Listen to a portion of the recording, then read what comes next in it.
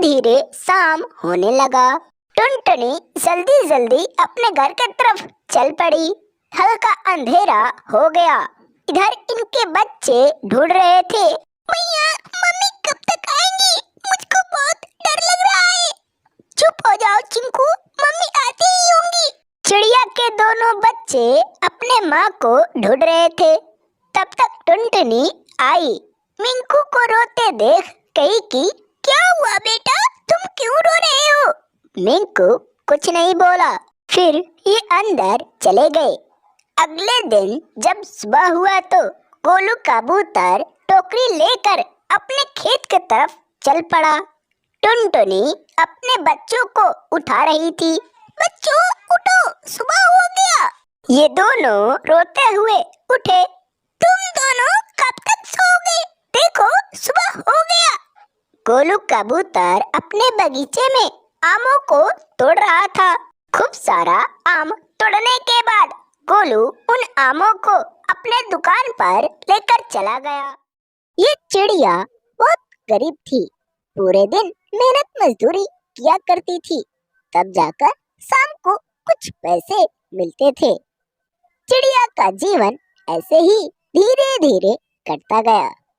ये कहानी है एक ढोलकपुर जंगल की, जहाँ कुछ पक्षी आपस में मिलजुल कर रहा करते थे। वहीं एक टूनी चिड़िया का घर भी था, पीपल के वृक्ष पर। चिड़िया निराश बैठी हुई थी। तभी गोलू कबूतर आता है। कहता है कि ओ चिड़िया, मेरा घर बनाना है, क्या तुम बना दोगी? बारिश का मौसम आने वाला है।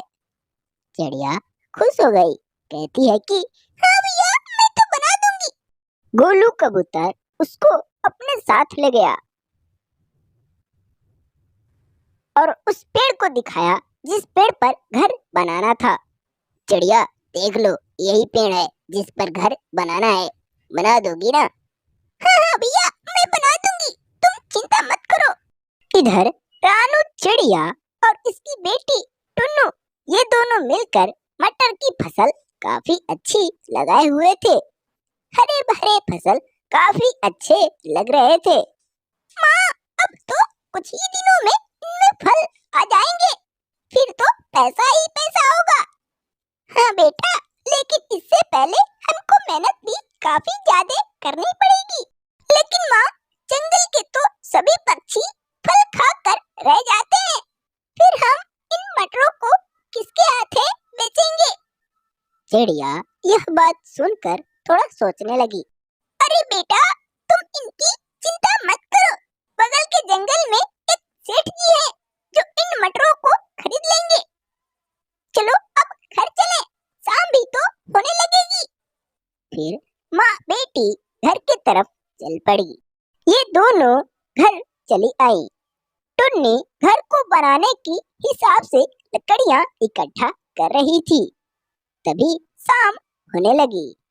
पक्षी अपने अपने घर जाने लगे। चलती हूँ अब घर, बाकी के काम कल करूंगी, एक ही दिन में घर थोड़ी ना बन पाएंगे। ये टुन्नी भी अपने घर चली गई। अगले दिन जब सुबह हुआ तो रानू अपनी बेटी टुन्नू को उठाती है। अरे बेटा, उठो उठो, देखो सुबह हो गई, सूर्य ऊपर आ गए। टुन्नू धीरे से उठती है। अरे माँ, क्यों परेशान कर रही हो? उठता हूँ ना। अरे भाई, चलो खेत में चलना है, फसलों में पानी देने। बड़ी मशक्कत करने के बाद टुन्नू इसके साथ जाने की तैयार हुई। चलो माँ, अब चलें। फिर दोनों माँ बेटी खेत की तरफ चले गए। हवाएं धीरे धीरे तेज होने लगी। आंधी आ गई। सभी पेड़ आपस में टकराने लगे, कुछ तो गिरने लगे। माँ, माँ, हवा बहुत तेज है, मैं नहीं उड़ पाऊंगा, चलो कहीं छुप जाए। हाँ बेटा, चलो। वहीं एक गोलू कबूतरी का घर था। ये दोनों उसके घर चले गए। देखी तो कहती है कि अरे अरे, तुम कौन लोग हो? यहाँ कैसे? बहन, हम दोनों को कुछ समय रह जाने दो, बाहर आंधी चल रही है, लगता है कि अब बारिश आएगा। कबूतर मान गई। गोलू कबूतर का घर टूनी बना रही थी, तभी बारिश शुरू हो गई। अरे ये क्या, बारिश शुरू हो गई? हे भगवान, ये क्या किया तूने? अभी तुमको बचना था। टुन्नी घर की तरफ जल्दी जल्दी भागने लगी। तभी चिड़िया को कुछ ऐसा दिखाई पड़ा जैसे कोई जादुई हो। चिड़िया उसके पास गई। देखती है तो एक पेड़ के ऊपर काफी सारे चमचमाते हुए हीरे लगे हुए थे। टुन्नी देखकर डर गई। हे भगवान, ये कैसा पेड़ है? ऐसा पेड़ तो मैं कभी नहीं देखी। पेड़ के अंदर से आवाज आती है कि अरे बे, तुम मुझको कैसे देख पाओगी? मैं इस जंगल में अकेला हूँ। आज से इस पेड़ के सारे हीरे तुम्हारे नाम। तुम जितना चाहो सारे हीरे तोड़कर बेच सकती हो। चिड़िया यह आवाज सुनकर बहुत खुश हुई। चिड़िया, तब तो मैं अब गरीब नहीं रहूंगी। हाँ बहन, तुम अब गरीब नहीं रहोगी।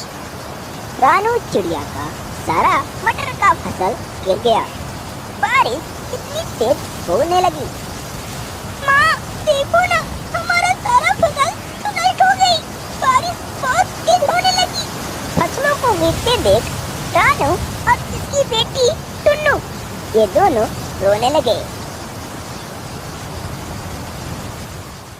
हेलो बच्चों, कैसे हो? अगर आपको हमारी यह वीडियो पसंद आया तो प्लीज एक लाइक जरूर करो और ऐसे ही टूनी चिड़िया की कहानी देखने के लिए हमारे इस चैनल को जरूर सब्सक्राइब करो।